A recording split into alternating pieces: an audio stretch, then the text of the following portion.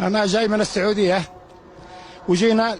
كنت أتمنى يعني إن أنا تصير يعني أجي هذا المسيرة في السبعين لبي كلمة السيد، واليوم الحمد لله أنا جيت ولبينا كلمة السيد. لو نجي حب من هناك من السعودية حب لليمن ونلبي كلمة السيد، واللهم صل على محمد وعلى آله. لو نبصر أمريكي ولا إسرائيلي حرمنا ناكله أكل حي حي، لا ناكل أكل. والله انك كذاب، ما جاي من السعودية ولا السعودية تقبل الاشكال هذه. السعودية تكنس الزنابيل، ما تقبل اي زنبيل. انك جاي من عمران ولا جاي من دمار ولا جاي من اي محافظة من المحافظات، وهكذا يقسوا يضحكوا على الناس انه هذا جاي من السعودية يدخل المظاهرات تبعنا. ولا زمان كانوا يقولوا انه في وفد يجي من نجران وجيزان وعسير علشان يشارك بالمولد النبوي وزي كذا خزعبلات.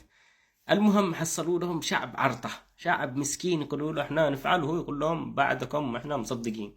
حرام بالله انهم يلعبوا بالشعب رفعات المشكلة. وهذا يقول لك انا جيت من السعودية اشارك في مظاهرات الحوثي.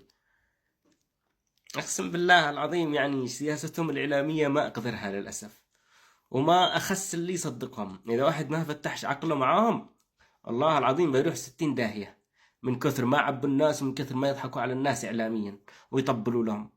اصحى يا ابن اليمن، اصحى اصحى، كافيك والله. هذوم يرقصوا على أوياعك ويحاربوا براتبك، وعايشين ملوك في الكهوف وأولادهم بالخارج ونسائهم في الخارج من قوتك أنت. وأنت تخرج الله أكبر من أمريكا ومصر صاعي قاتل العدوان السعودي الأمريكي، ولازم يدخلوا السعودية في كل شيء.